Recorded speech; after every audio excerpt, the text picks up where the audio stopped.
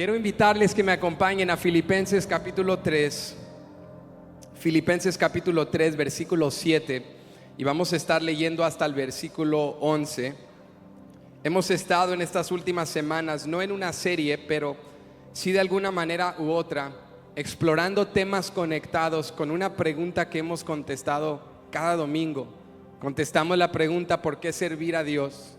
Contestamos la pregunta: ¿por qué buscar la presencia de Dios? Pero hoy quiero contestar la pregunta: ¿por qué seguir a Jesús? ¿Por qué seguir a Jesús? Y en Filipenses capítulo 3, verso 7, el apóstol Pablo nos presenta varias razones por las cuales seguir a Cristo. Dice Filipenses 3, verso 7: pero cuantas cosas eran para mi ganancia, las he estimado como pérdida por amor de Cristo.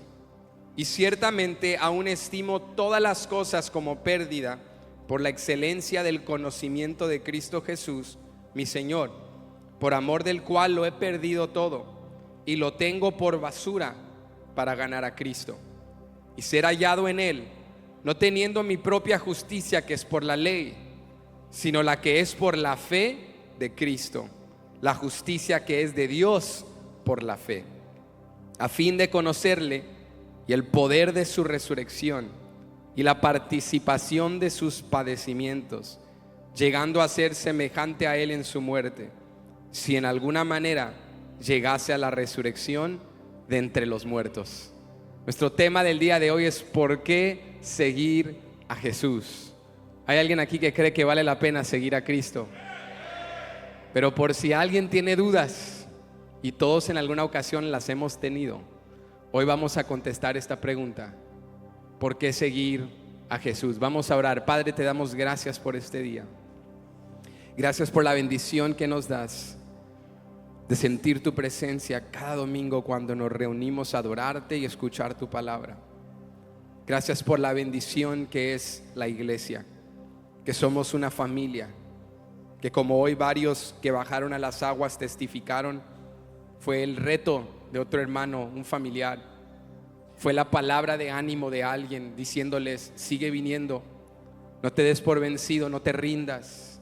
Fue ese apoyo que en momentos de desánimo, quizá de cansancio, de sentirse abrumados, no menguaron en aquella búsqueda, no desistieron en aquel camino de la senda del justo. Y por eso hoy celebramos con ellos lo que tú has hecho en sus vidas. Te pedimos también que nos hables de una manera personal. Hoy abordamos una pregunta sumamente importante. Nos atrevemos a decir una de las preguntas más importantes de la existencia del ser humano. Ayúdanos a comprender el valor, el impacto y la bendición de seguirte, Jesús. Como leímos hace un momento, Pablo describe una búsqueda, un discipulado, una entrega que conlleva a veces sufrimiento, que conlleva padecimientos. Y por eso por momentos no es fácil seguirte, Dios. Pero al escuchar en tu palabra los beneficios, al escuchar en tu palabra que las ganancias superan las pérdidas, al recordar, como dijo el apóstol Pablo en el capítulo 1 de Filipenses: para mí el vivir es Cristo y el morir es ganancia. Ayúdanos a no solo comprender esas palabras, Espíritu Santo, ayúdanos a vivirlas, porque queremos caminar contigo, no un año, no una década, no una temporada, sino toda una vida. Queremos caminar contigo hasta el fin, e incluso en aquel fin estaremos contigo en gloria para siempre. Háblanos en este día, lo pedimos en tu nombre. Todos decimos amén. Puede ocupar su lugar. ¿Por qué seguir a Jesús?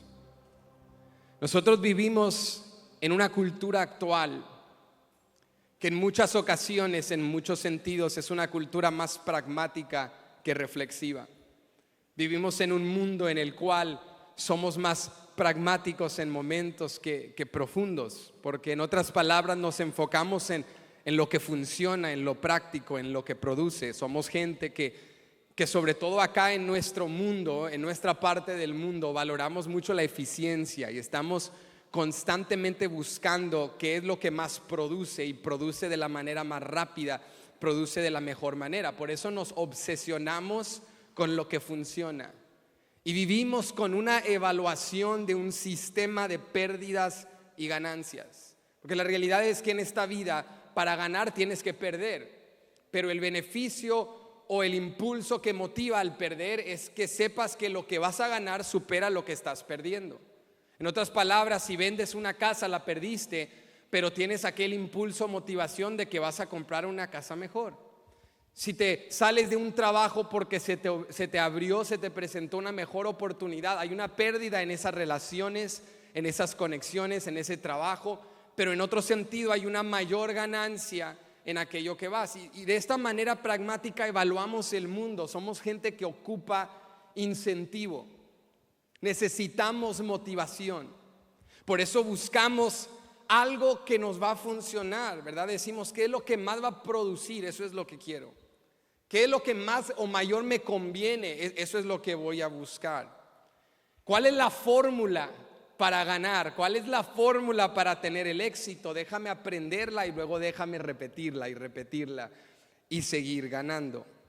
Queremos encontrar algo que nos ofrezca más de lo que tenemos o teníamos antes. Y la realidad es que este mismo sistema de pérdidas y ganancias, esta misma manera de ver la vida pragmática, se puede aplicar al cristianismo. Porque la realidad es que incluso en el cristianismo nos hemos hecho preguntas así. ¿Por qué seguir a Jesús?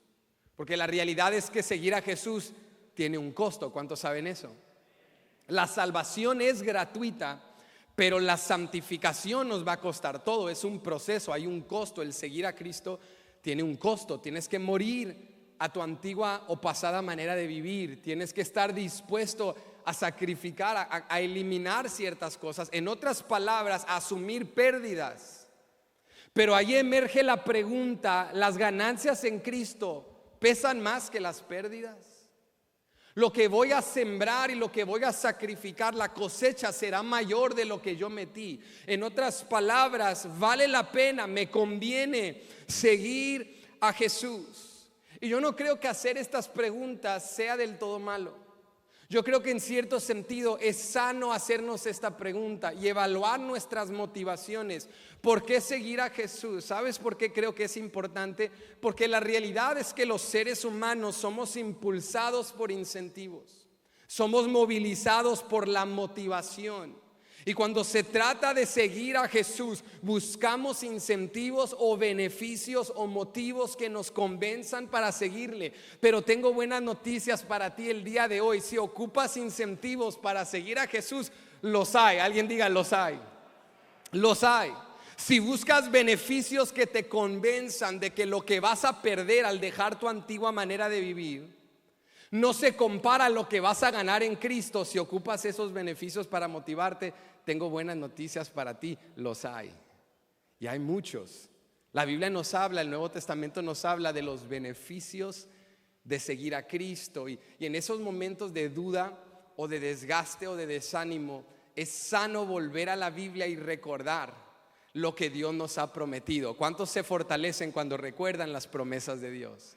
La Biblia está saturada de las promesas divinas, porque de esa manera Dios fortalece nuestra fe y nos recuerda: no estás invirtiendo en vano, no estás perdiendo tu tiempo, lo que estás haciendo va a conducir a algo. Y si algo en la Biblia nos motiva, no solo son las promesas de Dios, pero también los testimonios de hombres y mujeres de Dios que aprendieron a persistir y a seguir a Dios, o ya en el Nuevo Testamento a seguir a Jesús y a comprender la importancia de ese discipulado, de ese compromiso. ¿Y qué habla más poderoso, más fuerte? ¿Qué ejemplo más contundente hay en la vida del ser humano que el testimonio personal, que la vivencia propia? Que alguien no te lo tenga que decir, pero que tú lo digas. Vale la pena seguir a Jesús, pero ¿por qué? ¿Cómo lo sabes? Porque lo he vivido, porque lo he seguido y Él me ha hecho bien, porque he caminado con Él y nada me ha faltado, porque todo lo que yo sembré e invertí, Él me lo ha multiplicado, porque lo que perdí en el camino no se compara a lo que he ganado con Él. Y un testimonio sumamente impactante es el del apóstol Pablo. Porque Pablo fue un hombre que tuvo que perderlo todo. Pero como él lo describe en este capítulo, lo leímos hace solo un momento, Pablo dice, Jesús no solo me dio un nuevo propósito, Jesús no solo me dio una nueva vida. Escucha, Pablo dice, Jesús, he ganado tanto en Él, en el conocerlo a Él, en la excelencia del conocimiento de Cristo Jesús, que he recibido una nueva cosmovisión, una nueva manera de ver todas las cosas. Y dentro de eso va un nuevo sistema de valores. Lo que antes valoraba ya no lo valoro tanto. Lo que antes deseaba ya no lo deseo como antes. Lo que era número uno en mi lista ya ni está en mi lista. Ahora mi lista es Jesús. Ahora mi enfoque es algo diferente. Cristo ha cambiado mi sistema de valores, dice Pablo. Y escribiendo Filipenses, que es una de las 4 cartas que se conocen como las cartas de prisión, porque el apóstol Pablo escribía desde un encarcelamiento en Roma. Y eso es impactante porque es una cosa decir, hay que tener gozo, hay que perseverar, hay que esforzarnos, hay que echarle ganas cuando todo va bien. Pero este hombre está retando a los filipenses y les está escribiendo estas cosas mientras él está encarcelado, mientras él está en una de las circunstancias menos favorables en las cuales alguien pudiese estar. Sin embargo, Pablo, aunque él no es libre físicamente, está declarando a los filipenses, les da gracias por su apoyo, los anima por aquel afecto que le han demostrado, pero luego también los reta. Y Pablo les dice, tengan gozo, hay que regocijarse, incluso en las pruebas, incluso en las tribulaciones, porque nuestra ganancia es inmensa, nuestra ganancia es suprema, tenemos a Cristo Jesús. Y aquí particularmente en el capítulo 3 hay 3 cosas que Pablo nos enseña, 3, digamos, beneficios o razones convincentes por las cuales seguir a Cristo. Y mi anhelo y oración es que después de este sermón tú te sientas más determinado y lleno de fe y lleno de pasión para seguir en ese camino con Cristo Jesús, sabiendo lo que gano en Cristo supera lo que he perdido aquí en la tierra. ¿Cuántos dicen amén? Lo primero que aprendemos, lo primero que nos enseña el apóstol Pablo es que vale la pena seguir a Jesús, porque sin Jesús nada será suficiente. Pablo nos dice, te conviene seguir a Cristo, porque sin Cristo, aunque lo tengas todo, sin Jesús es como tener nada. Nada en la vida será suficiente si no tienes a Jesús.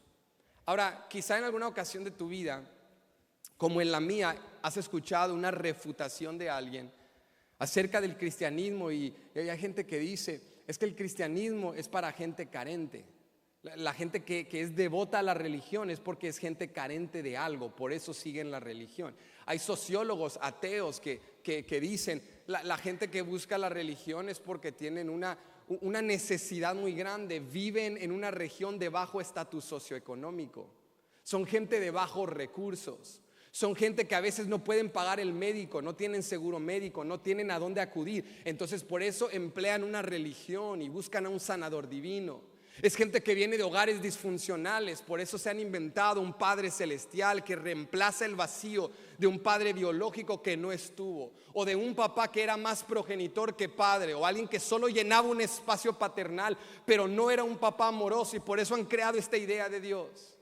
Hay gente que dice la religión es para gente carente de éxito, es para gente que no tiene mucho, pero hay un gran problema con esta refutación. ¿Sabes cuál es el problema? Lo que la Biblia nos dice. Porque el Nuevo Testamento nos dice que Jesús no solo interactuó con los pobres, no solo interactuó con los marginados, no solo sanó a enfermos y a ciegos, no solo obró con gente que la sociedad diría no pertenecen. Escucha esto, el Nuevo Testamento nos dice que Jesús interactuó con ricos y que gente religiosa y de alta sociedad solicitaba a Jesús. El problema con la refutación de que el cristianismo es solo para la gente carente y débil es que incluso el Nuevo Testamento nos presenta testimonios de gente que entre comillas lo tenía todo, pero aún estaban buscando. De gente que lo había logrado todo y estaba en la cima de la sociedad, pero incluso estaba solicitando algo de parte de Jesús. Y el hecho de que un rico está buscando significa que puedes tener toda la riqueza, pero sin Jesús no es suficiente. El hecho de que alguien que ha logrado la cima de la sociedad siga buscando significa, aunque llegues a la cima, vas a necesitar más. Hay algo más. Aparentemente nos enseña el Nuevo Testamento que el dinero no te puede comprar y la tierra no puede producir y el hombre no puede fabricar. Hay un gozo, hay una paz, hay una satisfacción, hay una alegría que solamente Cristo los puede dar. La realidad es que debemos seguir a Cristo, porque sin Él nada será suficiente. Un ejemplo es en Juan capítulo 3, se encuentra la historia de un hombre, Nicodemo. Todos digan Nicodemo. Y Nicodemo es un ejemplo impactante, porque Nicodemo no era un hombre marginado, no era un hombre, hablando desde el lente de la religión, pecador. A lo contrario, Nicodemo, nos dice Juan, era un hombre de prestigio, era un hombre religioso, piadoso, era un fariseo y era un principal entre los judíos, era un líder, en otras palabras. Era un hombre que tenía buena reputación, que le daba fama a su familia por sus credenciales. De ese tipo de hombres que viven en la colonia, viven en la vecindad y todos se sienten un poquito mejor porque él vive en tu calle, ¿sabes? Era ese tipo de persona. Nicodemo era un buen hombre, piadoso. Pero dice Juan que una noche Nicodemo está con sus amigos, quizá, no sé, yo imagino, y de repente les dice: no, pues que les vaya bien, voy a una cenaduría a comerme unas tortas. Y Nicodemo se va a una cenaduría para despedirse de sus amigos, y mientras ellos se van y cuando ve que ya no están ahí, se esconde en la noche y se va hasta encontrar a Jesús, porque no quería que nadie lo viese. Y cuando encuentra a Jesús, porque es problemático que un hombre que supuestamente lo tiene todo esté buscando a un judío del primer siglo que no tiene dónde recostar su cabeza. Pero acá está Nicodemo, el religioso, el de prestigio, el de influencia, el de buena reputación, buscando a un hombre que aparentemente tenía algo, que aunque Nicodemo lo tenía todo, sin él no estaba satisfecho. Y Nicodemo comienza a hablar con él y entablan una conversación, y Cristo le empieza a hablar de la regeneración, del nuevo nacimiento. Y este hombre erudito, conocedor de la ley, no estaba atónito, asombrado de lo que Cristo le estaba enseñando. Nicodemo estaba buscando. Di conmigo, estaba buscando. Tenemos otro ejemplo que encontramos en los evangelios sinópticos, Mateo, Marcos y Lucas. Se encuentra el relato de un joven rico. Este era un joven adinerado, era un joven de posición, era un joven nuevamente de influencia. Pero este joven, aunque lo tenía todo, estaba buscando. Y un día se acerca a Jesús y le dice: ¿qué tengo que hacer para heredar la vida eterna, para entrar al reino de los cielos? Lo tengo todo, pero me hace falta lo más importante. ¿Me puedes decir qué tengo que hacer? Y Cristo le dice: bueno, pues has guardado todos los mandamientos, la ley, todo. Y el joven, así muy humilde, le dice: todo lo he guardado. Desde que era pequeño he guardado. O sea, no hay ni una mancha en mi reputación. Tú revisa mi trayectoria. O sea, no hay dónde limpiar. Tengo un historial limpio. Entonces todo lo he guardado. Jesús le dice: bien, ahora vende todo lo que tienes, dáselo a los pobres, ven y sígueme. Y ahí es donde se desanimó el joven y le dice: no, eso no lo puedo hacer, discúlpame, pero las pérdidas son más grandes que la ganancia. Si me voy contigo, ¿qué gano? Pierdo todo lo que tengo. Y se fue triste, se fue afligido.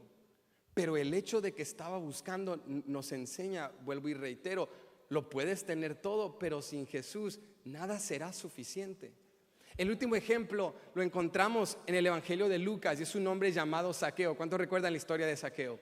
Zaqueo, dice la Biblia, que era un jefe de publicanos, de cobradores de impuestos. Era también adinerado, era un hombre de influencia. Pero un día Zaqueo escucha que Jesús está en su región y sale a buscarlo, pero tenía un desafío, era de baja estatura. Entonces Zaqueo, con su ropa cara de marca, se sube sobre un árbol. Y no le importó ridiculizarse, que se burlaran de él, no le interesó, porque el hombre que lo tenía todo estaba buscando. Y se subió sobre un árbol para solo tener una mirada con Jesús, que mientras Jesús pasara por el camino trepado de aquel árbol, él solo pudiera verlo. Lo que Zaqueo no se imaginaba es que Cristo ya tenía algo preparado para él. De que antes de que Zaqueo viera a Jesús, Jesús ya lo había visto a él. Tú y yo pensamos qué increíble que yo encontré a Dios. No, Dios te tenía encontrado desde el día que naciste. Dios te tenía encontrado desde el vientre de tu madre. Y Jesús le dice a Zaqueo, ¿que quién le dijo a Jesús el nombre de Zaqueo? ¿Quién sabe? ¿Quién le dijo dónde vivía? Sin Google, sin Siri. Siri, llévame a la casa de Zaqueo. Nada, solo llega al árbol y le dice, bájate Zaqueo de ahí, vámonos a tu casa. Así. Y lo más interesante es que Zaqueo no se opone, dice, perfecto, vámonos, y se baja. Y se van a hacer una fiesta y acá está el Hijo de Dios comiendo con pecadores y cobradores de impuestos. Y los líderes religiosos se enojaron. Pero lo más impactante es que un hombre que lo tenía todo estaba buscando. Nicodemo estaba buscando, el joven rico estaba buscando, Zaqueo estaba buscando, Saulo de Tarso estaba buscando. Y yo quisiera argumentarte el día de hoy que todos los que estamos aquí estamos buscando.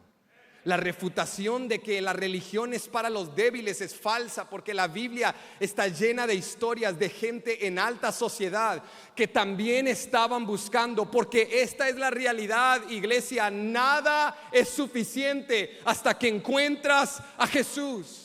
Nada te va a saciar hasta que encuentras la salvación en Él. Y es por esto que el ser humano vive insatisfecho, porque Dios creó las bendiciones y los deleites y los placeres de la vida no como fines en sí mismo, sino para apuntarnos a Él. Nada en esta tierra debe ser un ídolo o un Dios. Todo en esta tierra debe apuntarnos al Creador. ¿Cuántos saben que los cielos no deben ser adorados? Los cielos cuentan la gloria de Dios. El hombre no debe ser adorado. El hombre refleja la imagen de su Creador. Las cosas de la tierra no deben ser adoradas. Nuestra música es un pésimo Dios. Nuestra cultura es un pésimo Dios. Nuestros placeres son un pésimo Dios. Cada una de esas bendiciones son reflejos, como sombras de la gloria de un Dios que te dice: siempre estarás insatisfecho hasta que me encuentres a mí.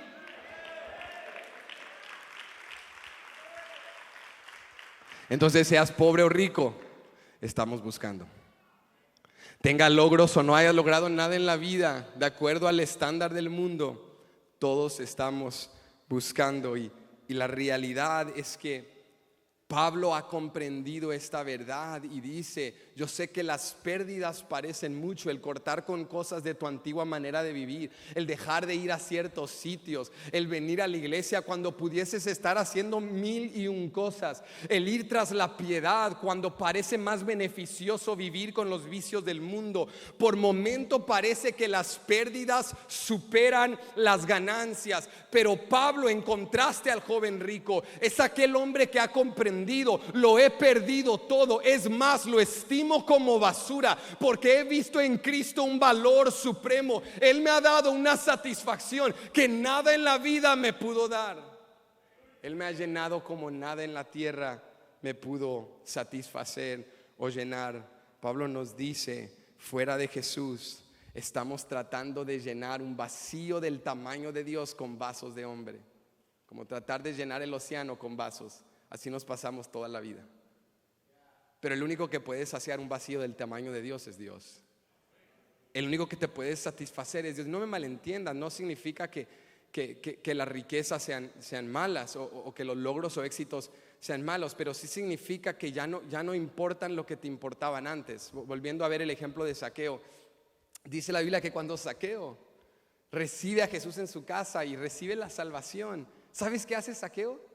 Le dice a Jesús: voy a dar la mitad de todos mis bienes a los pobres, y luego a todos los que les robé y les estafé les voy a dar 4 veces lo que les robé.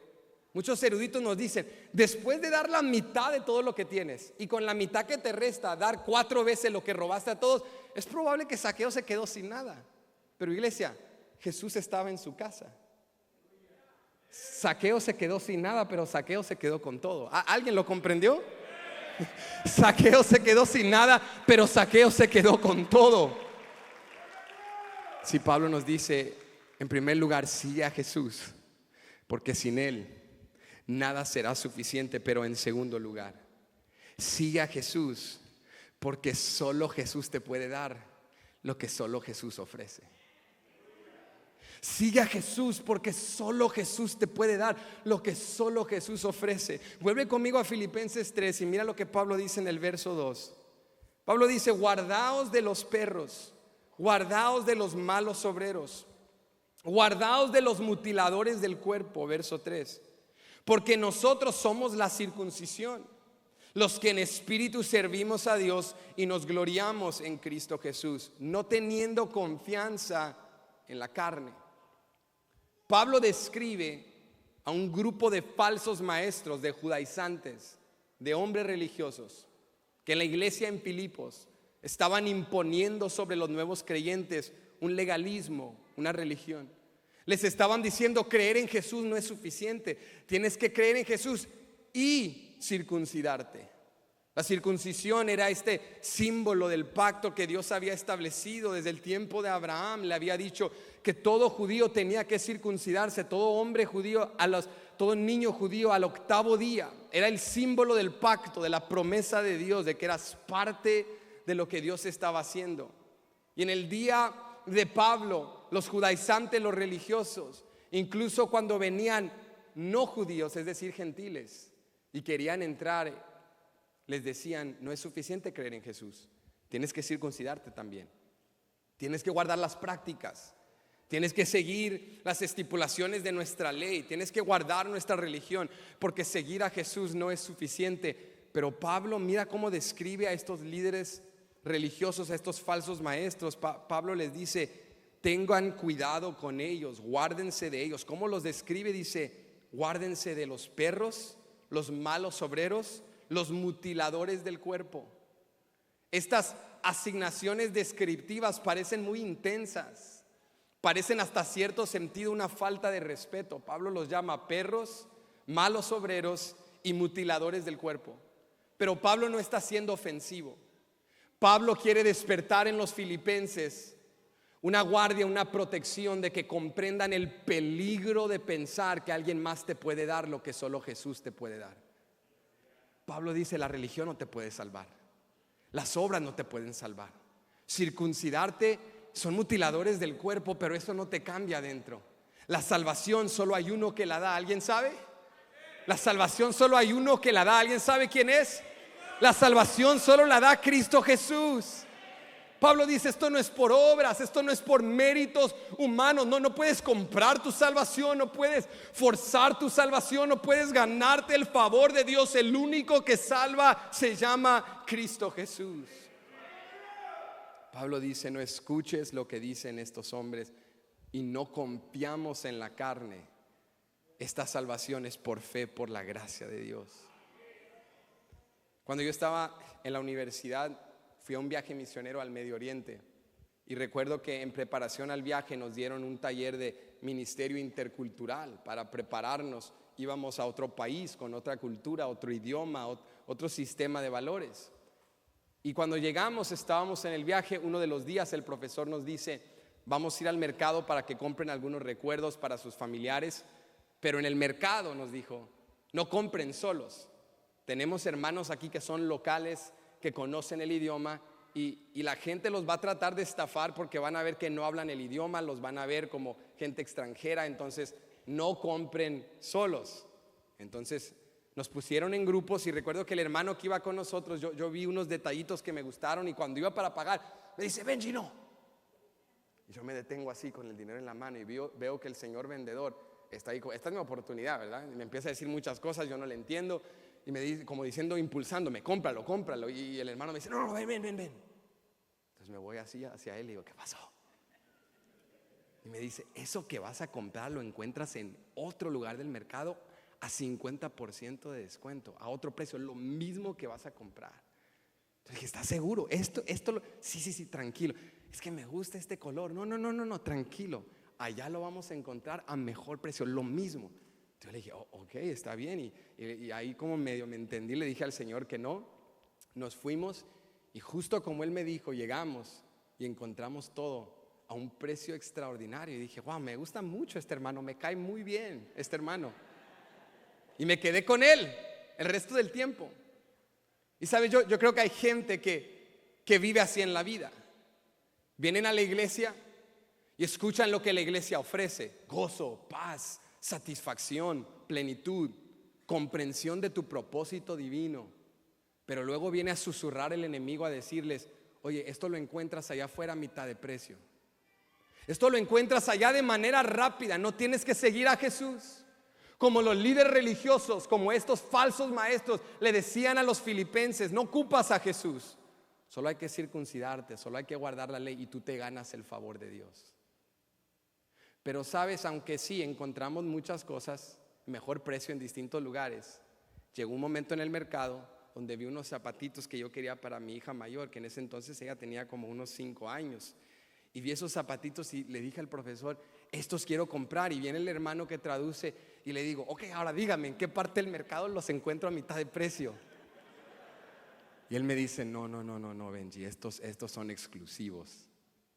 Estos solo los hace este vendedor. Estos solo los puede dar él, porque solo él los ofrece, solo él los hace. Estos sí los tienes que pagar a precio completo. Esto es exclusivo. Yo quiero decirte en este día: sí, allá afuera hay mucho que puedes encontrar y comprar a mitad de precio, pero lo que Cristo ofrece, solo Cristo te lo puede dar. La salvación es exclusiva.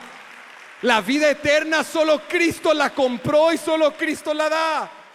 Hay cosas que solo Jesús te puede dar, y por eso vale la pena seguirle. Porque allá afuera encontramos gozo momentáneo, felicidad temporal, deleite y disfrute. Pero en la presencia de Dios hay gozo eterno, hay vida eterna, hay satisfacción duradera. Y el único que ofrece eso se llama Jesús. No hay alguien más que te lo puede vender. Iglesia, este es un mercado exclusivo. Esto lo compró Cristo a precio de sangre. Y esto solo Él te lo puede dar. ¿Ves? Pablo dice: la confianza que tenemos en Dios no es carnal, no es de obra, no es de méritos humanos.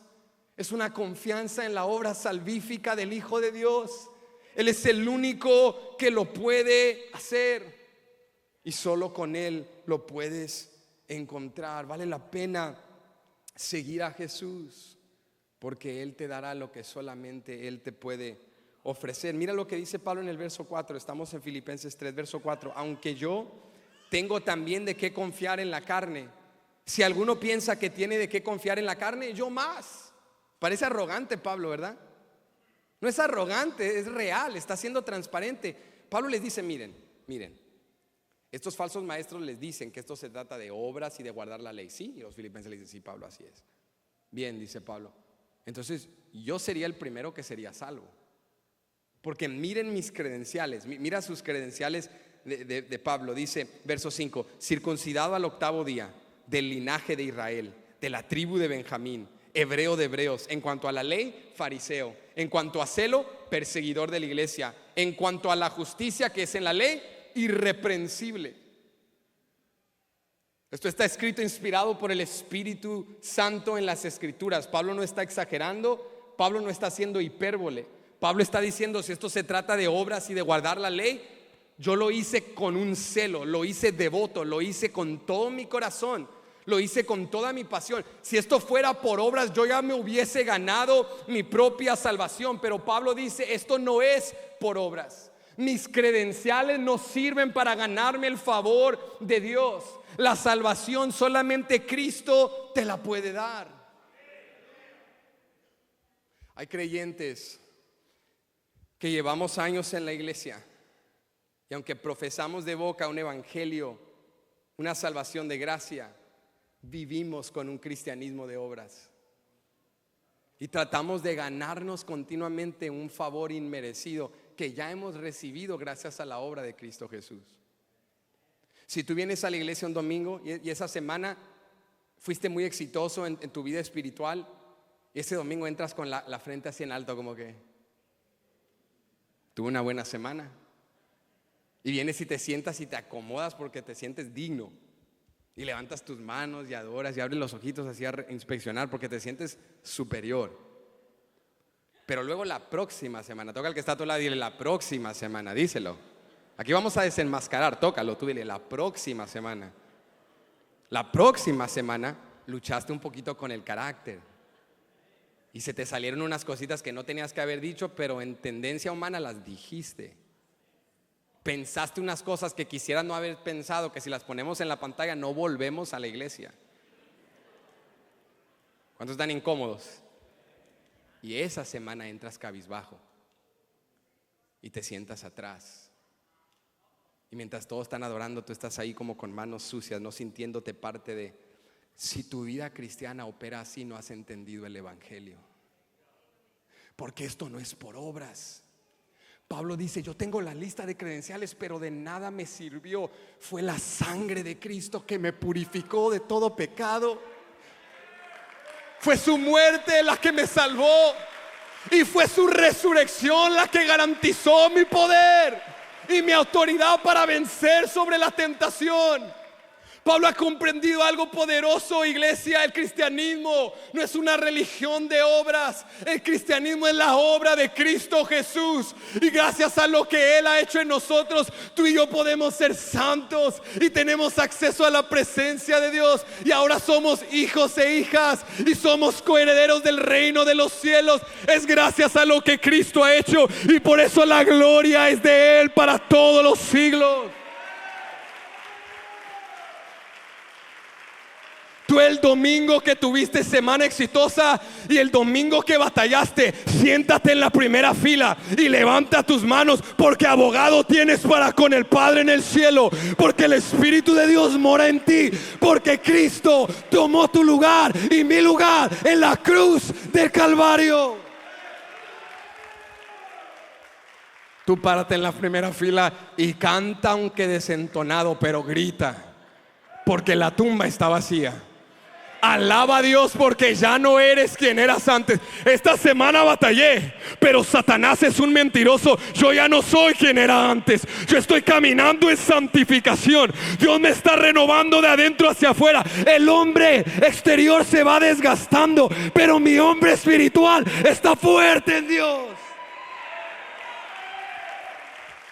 Oh, el evangelio es obra de Cristo. El evangelio es el amor incondicional de nuestro Padre celestial. Pablo dice: no confíes en tu carne, no trates de ganarte tu salvación. Esta es la obra de Dios. Refleja conmigo en Juan 6, porque Juan 6, aparte de ser un capítulo larguísimo, es un capítulo extraordinario, porque viene a ser una de aquellas frases de Juan muy populares de Cristo, cuando Él declara: yo soy. En Juan hubo múltiples ocasiones en las cuales Cristo dijo: yo soy el agua viva, yo soy el camino, la verdad y la vida, yo soy la puerta, yo soy el buen pastor. Y esas frases nos ayudan a comprender quién es Jesús en nuestras vidas. Una de esas frases extraordinarias se encuentra en Juan 6, porque en Juan 6 nos dice el escritor que Jesús alimenta a 5,000 personas, no incluyendo mujeres ni niños. Y después de alimentar esa gran multitud, se sumaron muchos fanáticos, porque los fanáticos les das comida gratuita, se arma la fiesta. Y los fanáticos, mientras todo esté bien, te aman, pero cuando las cosas se ponen difíciles, fácilmente se cambian la camisa y dicen: no, porque ese es un fanático. Entonces se suman muchos fanáticos a aquel día por el milagro que Cristo hizo. Pero luego Cristo va con sus discípulos y le dice: es tiempo de filtrar entre fanáticos y seguidores, espectadores y discípulos, ovejas y cabras. Es tiempo de filtrar. Entonces Jesús se mete en una barca con sus discípulos y cruzan por la noche. Y viene una tormenta y Cristo se encarga de todo. Y cuando llegan al otro lado, escucha esto es extraordinario. Cuando llegan al otro lado, allá estaba la multitud. Pregunta: ¿cómo llegó la multitud? ¿Quién sabe? Pero cuando la gente escucha: llegó un profeta a la ciudad, van corriendo. Hay un espectáculo acá en esta parte. En Fort Worth hay un avivamiento, vámonos. Cuando el Espíritu ya mora en ti, el avivamiento va contigo, pero somos espectáculo, ¿verdad? La gente dice: allá está pasando algo, vámonos. Dicen que en esa iglesia hay una adoración increíble. Esa adoración debe morar en ti donde quiera. En McDonald's puede caer la gloria de Dios, pero acá vamos, ¿a dónde está la gente? Entonces la multitud llega del otro lado y lo está esperando. Y fíjate, esto es increíble. Cuando llega Jesús, viene la multitud y le dice: te seguimos porque queríamos ver lo que estás haciendo. Y Jesús les dice: no, me siguieron por el pan, me siguieron por los peces, me siguieron porque la tilapia me quedó con un sazón, olvídate. La gente estaba asombrada por el espectáculo. Jesús le dice: me siguieron por el show, pero mira lo que pasa, dicen ellos. Entonces se tratan de hacer más espirituales, porque como cuando dices algo y ya no hay cómo retroceder lo que dijiste, entonces tratas de empalmarlo con otras cosas positivas. Entonces dicen: bueno, ok, pues dinos qué tenemos que hacer para poner en práctica las obras de Dios. Una pregunta así espiritual: ¿qué tenemos que hacer para poner en práctica las obras de Dios? Y Jesús les dice: no hay nada que hacer, hay alguien en quien creer. Porque ellos venían de una trayectoria, de un trasfondo de obras para merecerte el favor de Dios. Entonces, judíos enmarcados con una religión están pensando: ¿cuáles son los pasos? ¿Qué tenemos que hacer? ¿Cómo nos tenemos que vestir? ¿Y qué frases? Amén, gloria, fuego. ¿Y en qué orden? Amén, gloria, fuego, fuego, amén, gloria. Porque al repetirlo, la idiomática cristiana, y al vestirme como cristiano, y al tener una cierta conducta, ya me gané el favor de Dios, dame los pasos, Jesús. Y Jesús les dice: no hay pasos, no hay algo que hacer, porque no hay nada que puedes hacer para ganarte tu salvación. Pero si hay alguien en quien creer. Te lo explico de esta manera. Mis niños chiquitos, cuando juegan afuera y se ensucian con el lodo, jugando, divirtiéndose ahí en la casa, y luego me pongo a limpiar, a ordenar, y tratan de venir a ayudarme, pero con sus manos sucias, ¿cómo me van a ayudar? Estando ensuciados, todo lo que tocan lo ensucian también.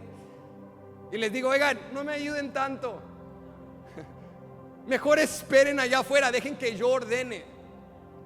Porque un niño que está sucio, un niño que está contaminado, no puede poner nada en orden. Todo lo que toca lo ensucia y lo contamina.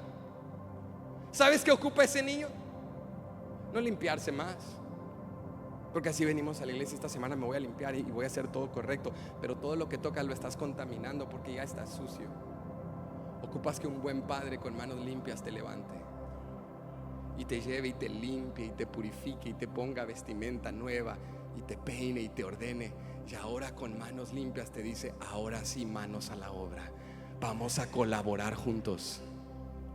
¿Qué les estaba diciendo Jesús? No hay nada que hacer, ustedes tienen manos sucias, pero si creen en el Hijo de Dios, yo soy el pan de vida que ha descendido del cielo, y si creen en mí, yo los purificaré, y ya purificados harán las obras de Dios. Ya con manos limpias harán las obras de Dios. Cristo les dice: yo soy el pan del cielo, y el que coma mi carne y beba mi sangre nunca volverá a tener hambre y nunca volverá a tener sed. Y los judíos se confundieron y se empiezan a mirar y dicen: comer su carne, beber su sangre. Jesús está reclutando caníbales. Ellos dicen: esto es rarísimo, ¿de qué estaban? Pero no habían comprendido. Jesús no estaba hablando de comer su carne y beber su sangre literal. Jesús estaba diciendo: comer mi carne y beber mi sangre significa creer en mí e interiorizar mi verdad. Porque hay cristianos que no beben la verdad, solo se salpican de ella. Vienes el domingo, agarras el agua de la verdad de Dios y te salpicas un poquito. Ay, qué rico me sentí el domingo. Déjame ir a Instagram y publicar: wow, hoy el Señor me salpicó y me sentí refrescado de su presencia. Pero en este calor de 105 tejano, en 3 minutos te secas. Porque cuando la verdad es salpicada afuera se te seca. Pero cuando la bebes, cuando la interiorizas, aunque el calor esté allá afuera, la verdad la cargas acá adentro, la tengo acá adentro, la tengo aquí adentro.